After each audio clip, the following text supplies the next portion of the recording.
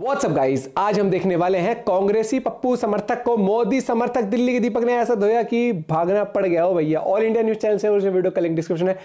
इस दीपक भाई की ना, दीपक भाई एक मैं भी हूं तुम्हारा, और इस दीपक भाई की बातें भाई साहब डिबेट में अलग ही एनर्जी रहती है। देखते हैं पूरी वीडियो चैनल में, तो प्लीज सब्सक्राइब वीडियो कर दे, लाइक 1 2 3 गो। कितनी आईआईटी बनी थी? 12 आईआईटी मनमोहन के टाइम पे बन चुकी थी। मेरी बात सुनो, कितनी बना दी? हाँ, कितनी बना दी? अरे तुम पढ़ के नहीं आए हो, जितनी इन्होंने बना दी उतनी 70 साल में नहीं बनी है। फिर ये कहते रेल बेच दिया। कागज दिखाओ, कागज दिखाओ, कागज दिखाओ, ना कागज दिखाओ, कागज दिखाओ, कागज दिखाओ, कागज दिखाओ, कागज दिखाओ। अब बताओ, इसमें कागज दिखाओ। अरे तो सब कुछ तो नेट पे आता है। योगी जी, मोदी जी ये देश हित में कर रहे हैं। आप लोग सुनो, आप लोग से मैं ये कह रही हूँ कि आप लोग मोदी जी के साथ दीजिए, और ये हमारे देश के हैं तो हमारे देश के हित में ही ये काम करेंगे। ये न विदेशी हैं, और मोदी जी लोकतंत्र खत्म कर रहे हैं। अरे राहुल गांधी क्या बोलेंगे? राहुल गांधी तो उस खेत में वो सोना उगाते हैं, वो तो जानते नहीं है कि गन्ना से चीनी बनता है, उनको तो कुछ पता ही नहीं है। योगी जी को आगे ले आओ। भाई मोदी मतलब मोदी जी कुछ नहीं, इसका मतलब मोदी जी कुछ नहीं। विदेशों में भेज के ये कहेंगे कि अपना कर, इनको दोस्ती बना, क्योंकि राहुल गांधी भी तो बदला चाहिए ना एक दिखाने के लिए। आपको काहे दिक्कत हो रही है? अच्छा मेरे भाई दीपक एक बात बता दे, दिक्कत नहीं हो रही? सुन तो ले पहले, पूरी बात सुनता नहीं यार। पता है क्या है, योगी का नाम लेके दर्द हुआ ना? मैं बता रहा हूँ, योगी का मतलब हमें क्यों दर्द होगा यार? बोल दो, मुझे दर्द हुआ। बोल दो एक बार। हमारे देश के प्रधानमंत्री को, मेरा भाई हमारे देश के प्रधानमंत्री को, मौजूदा प्रधानमंत्री को बोलता है कि नहीं चाहिए, हमें योगी चाहिए। बताओ यार, अभी बोला उसके बाद। अरे तुम्हारा 54 साल, अरे तुम्हारा 54 साल का युवा नेता, हमारा कभी तो बूढ़ा होगा। तो बूढ़े तो हो गए ना अब। कौन साल उम्र हो गई। और तुम्हारा मोनी बाबा। अब बताओ, बहुत बढ़िया। भाई साहब आप पत्रकार हो, हाँ। इनसे ये पूछो मोदी जी ने कितने इंटरव्यू दिए हैं? मोदी जी तो इतनी मन की बात करते हैं कि राहुल गांधी भी उसी से सीखता है। मोहन बोल रहे हो ना, मोहन। हाँ। वो हर साल इंटरव्यू देते थे और 50 जवाब देते थे। 50 जवाब देते थे। 1 मिनट रुक जाओ। देते थे हर साल होता था। हाँ बताओ। एक रिक्वेस्ट है तुम्हें, अल्लाह की कसम एक बार सुन लो। सुनो, आम काट के खाते हो यार, एक चूस के। अब सुन लो, एक डायलॉग बता दो देश हित के लिए। हिंदू मुसलमान सिख ईसाई, मनमोहन जी ने जो 15 साल में एक डायलॉग देश के हित के लिए या बयान याद करा दो। मतलब एक डायलॉग? अबे मेरे भाई अनेक डायलॉग हैं, अनेक डायलॉग हैं। पता क्या? एक चिड़िया, अनेक चिड़िया, एक बता दो। अब आपको केजरीवाल की खांसी हो गई। बस यही आता है। पता क्या? एक आम काट। अरे एक सुना दो ना, कुछ ऐसा बोला। काट के खाते हैं, चूस के खाते हैं।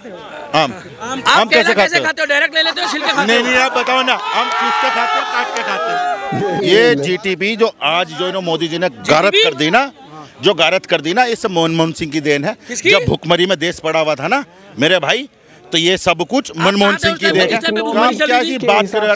आज भी है। मैं बताऊं कहाँ थे? आज भी है। आप कश्मीर में थे, लाल चौक पे। मैंने क्या बोला भैया? सुनो, मैंने क्या बोला? मनमोहन सिंह जी का आदरणीय एक देश हित के लिए डायलॉग बता दो। हिंदू हो, मुसलमान हो, सिख हो, ईसाई हो, मैं बताऊं उनका डायलॉग। देश के पूर्व प्रधानमंत्री है कि सोनिया गांधी जी कदों आएगी। भाई वो बंदा अच्छा था, मैं अब भी कह रहा हूँ, वो पढ़ा लिखा था, मगर उसको काम नहीं करने दिया, क्योंकि प्रधानमंत्री मनमोहन सिंह थे और साइन वो चलते थे सोनिया गांधी के। अच्छा एक बात बताओ, मनमोहन सिंह की सरकार में, अरे एक डायलॉग मैं बताते रहो, मनमोहन सिंह की सरकार में कितनी आईआईटी बनी थी? 12 आईआईटी मनमोहन के टाइम पे बन चुकी थी। मेरी बात सुनो, कितनी बना दी? हाँ, कितनी बना दी? अरे तुम पढ़ के नहीं आए हो, जितनी इन्होंने बना दी उतनी 70 साल में नहीं बनी है। फिर ये कहते रेल बेच दिया। कागज दिखाओ, कागज दिखाओ, कागज दिखाओ, ना कागज दिखाओ, कागज दिखाओ, कागज दिखाओ, कागज दिखाओ, कागज दिखाओ। अब बताओ, इसमें कागज दिखाओ। अरे तो सब कुछ तो नेट पे आता है। किस पे आता है नेट पे? केजरीवाल भी तो कहता है। अच्छा 99 साल हाँ जी, मोदी जी जो भी काम कर रहे हैं, योगी जी, मोदी जी, ये देश हित में कर रहे हैं। आप लोग सुनो, आप लोग से मैं ये कह रही हूँ कि आप लोग मोदी जी के साथ दीजिए, और ये हमारे देश के हैं तो हमारे देश के हित में ही ये काम करेंगे। ये न विदेशी हैं और न विदेश के हित में काम। हम तो ज़्यादा पढ़े लिखे नहीं हैं, लेकिन आप लोग ये समझिए ना कि जो भी काम योगी मोदी जी कर रहे हैं देश हित में कर रहे हैं। और आने वाली पीढ़ी में ना ये समझिए कि सोचेंगे कि हाँ मोदी योगी जी क्या काम देश के लिए कर रहे हैं। राहुल गांधी कह रहे हैं कि मोदी जो है देश को बर्बाद कर रहे हैं, धर्म के नाम पर लड़वा रहे हैं, तानाशाही कर रहे हैं, लोकतंत्र को खत्म कर रहे हैं। और मोदी जी लोकतंत्र खत्म कर रहे हैं। अरे राहुल गांधी क्या बोलेंगे? राहुल गांधी तो उस खेत में वो सोना उगाते हैं, वो तो जानते नहीं है कि गन्ना से चीनी बनता है। उनको तो कुछ पता ही नहीं है कि धान गेहूँ का गन्ने से ही तो चीनी बनता है।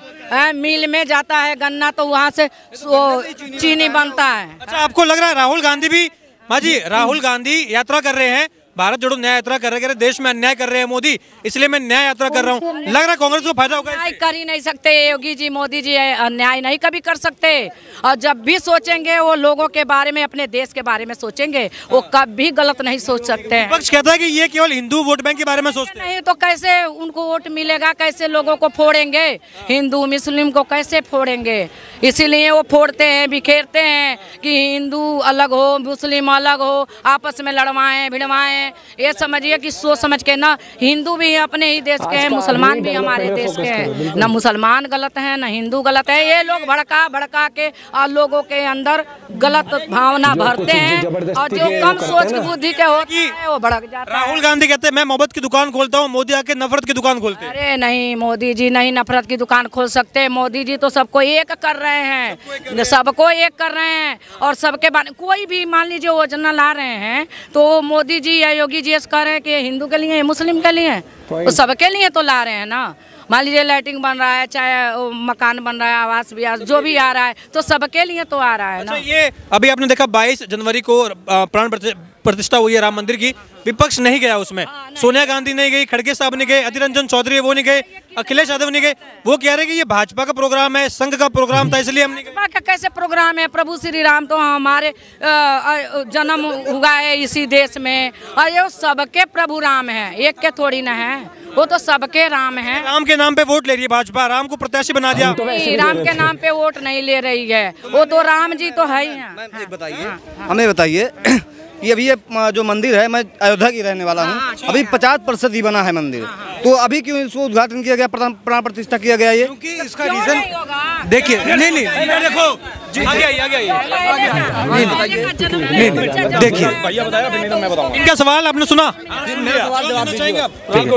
क्योंकि शास्त्र में कहा गया है जहाँ पे भगवान का स्थान है, गृह प्रवेश, जो गर्भगृह बनने के बाद मंदिर एक तरह से बना हुआ कंप्लीट माना जाता है। पहली मूर्ति स्थापित कर सकते हैं, शास्त्रों में भी लिखा गया है। और रही बात जगन्नाथ मंदिर की भी, तो जगन्नाथ मंदिर अगर आज भी अगर कोई भी इंडिविजुअल जाएगा तो आज भी गर्भगृह में भगवान जगन्नाथ, बलभद्र, सुभद्रा स्वयं सुदर्शन के साथ विराजमान है। उसी के साथ साथ मंदिर का और भी जो कंस्ट्रक्शन का काम है वो भी चल रहा है, कभी नहीं रुकेगा, आज भी हो रहा है। लेकिन अब लोगों की चिंताधारा आज तक ऐसी बनी जा रही है कि लोगों के मन में भगवान को लेकर भी आज नफरत पैदा होती जा रही है। क्यों पैदा होती जा रही है? उसका 3 रीज़न है। पहला कि लोग सोचते हैं कि विपक्ष पार्टी हो या फिर भाजपा पार्टी हो या कांग्रेस पार्टी हो, समाजवादी पार्टी जो भी है, वो सोच रहे हैं कि भगवान को एकमात्र साक्षी बनाया जा रहा है राजनीति के लिए। क्योंकि भगवान राम खुद एक ऐसे इंडिविजुअल थे जिन्होंने राजनीति करना सिखाया। राजनीति करना गलत बात नहीं है, बहुत, क्योंकि राजनीति से एक देश चलता है। ये तो हमारी पॉलिटिक्स ऐसी रही है कि राजनीति का गलत वर्ड हो गया कि राजनीति मत करिए, बाकी बहुत अच्छा शब्द है राजनीति। वही और दूसरी चीज, और दूसरी चीज आपको बताता हूँ। दूसरी चीज ये है कि एक देश या एक राज्य अगर किसी भी चीज का इंफ्रास्ट्रक्चर बनता है, चाहे वो मंदिर हो, चाहे वो गुरुद्वारा हो। मैं तारीख की बताता हूँ, इस तारीख पे क्यों किया है भैया। अभी अगर 22 तारीख को अगर ये उद्घाटन नहीं होता तो फिर अगले कई बहुत समय तक कोई शुभ मुहूर्त नहीं था ऐसा। हाँ, नहीं हो पाता। ये रीजन भी यही है। ये हमारे जो ब्राह्मण, जो हमारे अर्थशास्त्री हैं, ग्रंथ शास्त्री हैं, उन्होंने सभी ने बताया है कि ये डेट दोबारा नहीं आएगी, ऐसे नक्षत्र कभी नहीं मिलेंगे। सुनिए, एक चीज बताता हूँ, हमारे शास्त्र में कहा गया है, शंकराचार्य क्यों कर रहे थे? शंकराचार्य ये मुख्य कारण है, हालांकि जो कह रहे हैं ये कि ये बार बार क्यों आ रहा है कि ये कांग्रेस है, कांग्रेस का प्रोपेगेंडा प्रायोजित प्रोपेगेंडा। 1 मिनट भाई सुन ले, ये प्रोपेगेंडा है, ये कांग्रेस का। आजा भाई, आ जाओ। ये कांग्रेस का प्रायोजित प्रोपेगेंडा है। दो शंकराचार्य ने इसको खंडन भी कर दिया है, लेकिन ये फिर भी बोलते रहेंगे, बार बार बोलेंगे। ज्ञान है नहीं, बोलते रहेंगे। लेकिन नहीं, सुनिए, अब सुनिए, जो शंकराचार्य कर चुके हैं, तो हम कुछ थोड़ी कर रहे हैं, हम गाली थोड़ी दे रहे हैं। अरे सुनिए, नहीं, सुनिए, कांग्रेस ने बोला था खंडन हो चुका है। सुनिए, अब मैं आपको एक चीज बताता हूँ। अब सुनिए, सब सुनिए। प्रोपेगेंडा समझते हो, झूठा। अब मैं आपको एक चीज बताता हूँ। नहीं, भाई साहब, अंकल जी, हिंदू धर्म में सबसे ऊपर किसको माना जाता है? हिंदू धर्म में किस धर्म गुरु को सबसे ऊपर माना जाता है? थोड़ा घूम के आ जाओ एक बार। अच्छा। हिंदू धर्म में सबसे ऊपर किसका स्थान है? शंकराचार्य जी। तो अगर वो बोल रहे हैं तो वो क्या बोल रहे हैं? नहीं बोल रहे हैं। देखिए, हमारे देश में 4 शंकराचार्य चारों जगह में स्थित है। उनमें से 2 शंकराचार्यों ने अप्रूवल दे दिया था कि नहीं, हम समर्थन में देते हैं। और दूसरी चीज, अगर आप अखबार खोल के देखोगे, अगर आप न्यूज़ खोल के देखोगे, सब कुछ खोल के अगर देखोगे, उसमें से 2 शंकराचार्य समर्थन में दे। उसमें से एक शंकराचार्य जो कि पुरी में है, उन्होंने कहा कि मैं समर्थन में इसलिए नहीं हूँ क्योंकि गर्भगृह बन चुका है लेकिन पूरा मंदिर नहीं बना है। उन्होंने अपनी बात रखी, वो पॉइंट ऑफ व्यू है। लेकिन अगर आप रामायण में खोल के, रामचरितमानस खोल के देखेंगे तो उसमें भी वही मतलब एकदम लिखा हुआ है, स्पष्ट रूप में लिखा गया है कि भगवान जब भी घर पे आए तब वो शुभ मुहूर्त माना गया है। लेकिन अभी जो है कांग्रेसी के जो शंकराचार्य जिन्होंने ये चीज़ बोली है, मेंशन करी है, दैट कि शांति रख भाई, शांति नहीं, सुनिए, रख ले भाई, रख ले, यहाँ नहीं मिलेगी, जाओ। सुनिए, एक और चीज़, भगवान एक इंसान या एक मंदिर या एक पत्थर में जब भी विराजमान होते हैं, सब उन्हीं का नियम है। क्योंकि भगवान श्री कृष्ण ने गीता में कहा है कि मैं काल हूँ, मैं सब कुछ हूँ, मैं चाहूँ जो भी कर सकूँ, मेरे रुकना चाहूंगा। लेकिन ये कारण क्या है कि चुनाव से पहले, देखिए, पहले राम मंदिर कहीं ना कहीं भाजपा ने चाहिए, ये प्राण प्रतिष्ठा हो गई, विपक्ष नहीं आया, उसका खामियाजा भुगते ना भुगते अलग चीज़ है। लेकिन ठीक उससे बाद हमने देखा, ज्ञान व्यापी सर्वे हुआ, SIT कह रही है कि वहाँ पर हिंदू मंदिर था, वहाँ पर जो है कहीं ना कहीं एक लंबे समय से वहाँ पर एक मंदिर था, मंदिर तोड़ के मस्जिद बनाई गई। ये सब कुछ हो रहा है, तो चुनाव से ठीक पहले ही क्यों होता है? जब पता है कि भाजपा को डायरेक्ट इसका फायदा पहुंचेगा, तो ठीक पहले ही सब कुछ ठीक है। ठीक है, तो मैं अपनी बात 2 शब्द, मतलब 2 सेंटेंस में कंप्लीट करूंगा। पहली चीज़, क्योंकि हम मीडिया वाले हुए या हम पब्लिक हुए, हमें चीज़ें लेट में बताई जाती है, क्योंकि गवर्नमेंट की कुछ चीज़ें होती है या गवर्नमेंट के कुछ प्रोटोकॉल्स होते हैं जिसको लेकर जब तक एक सरकार की जो भी ऑटोनोमस बॉडी हो, ASI जो आर्कियोलॉजिकल सर्वे ऑफ इंडिया, जब तक वो सर्वे को कंप्लीटली उसको वेरीफाई ना कर ले, तब तक वो पब्लिक के सामने नहीं रख सकते। और दूसरी बात, अगर सरकार बोल रही है, सरकार कर रही है, तो उसमें दिक्कत क्यों होनी चाहिए? क्यों? अगर मई को इलेक्शन होना है, आपके अनुसार मई में इलेक्शन होगा ना, तो इलेक्शन में कितने दिन बाकी है? होने दो, कोई बात नहीं। क्यों? इलेक्शन से पहले हमारा हम वोट देते हैं, तो क्यों देते हैं? काम बनने के लिए। अगर लेट में बन भी रहा है तो क्या हो गया? और तीसरी चीज़, अगर कुछ भी चीज़ देश में हो रही है, मैं ना कांग्रेस के अगेंस्ट हूँ, ना मोदी के मतलब समर्थन में हूँ, मैं उस चीज़ का समर्थन में हूँ जो न्याय के हित में जाती है। पहली चीज़, क्यों? क्योंकि एज ए हिंदू होने से पहले मैं एक भारतीय हूँ, और भारतीय होने के नाते मैं सेकुलरिज्म को भी मानता हूँ, और जनेऊधारी ब्राह्मण होने के नाते भी मैं अपने धर्म और अपने मजहब को लेकर कभी भी मतलब झूठा दिलासा नहीं देना चाहूँगा कि मैं कुछ भी करूँ तो मैं अपने धर्म को लेकर अगेंस्ट पे खड़ा रहूँ। नहीं, जो चीज़ें होती है वो होनी चाहिए, और हमारा देश जैसे चल रहा है वैसा चलना चाहिए। देश बढ़िया चल रहा है। और दूसरी बात देखो, सरकार कोई भी परफेक्ट नहीं होती, ये चीज़ भी आप लोग मानोगे, लेकिन जो सरकार और जो लीडर आपको विश्वास दिलाता है या जिनकी काम से विश्वास दिखता है, मोदी जी ने 5 साल में जो काम किया होगा, लोगों को विश्वास आएगा, तभी तो दोबारा इलेक्ट किया। यही लोग थे, यही हिंदू थे, यही मुस्लिम थे, यही सिख थे, यही ईसाई थे जो एक टाइम पर वोट देते होंगे, कांग्रेस जीतती थी। क्योंकि सिर्फ एक ही कम्युनिटी के सपोर्ट से, एक ही धर्म के लोगों के सपोर्ट से कभी सरकार नहीं बन सकती थी। हिंदू भी होंगे जो कांग्रेस को वोट देते, आज भी हैं जो हिंदू जो सपोर्ट करते। तो यहाँ पर धर्म को बीच में लाने की बजाय यहाँ पर साफ सीधा लॉजिक और पॉइंट की बात मैं ये कहता हूं हमेशा कि देश का डेवलपमेंट, देश की सुरक्षा सबसे इंपॉर्टेंट होती है एक। और अगर आपको लगता है कि जैसे काफी मुद्दे, दो मुद्दे होते हैं हमेशा, बेरोजगारी, लोगों को नौकरी नहीं मिलना, और महंगाई।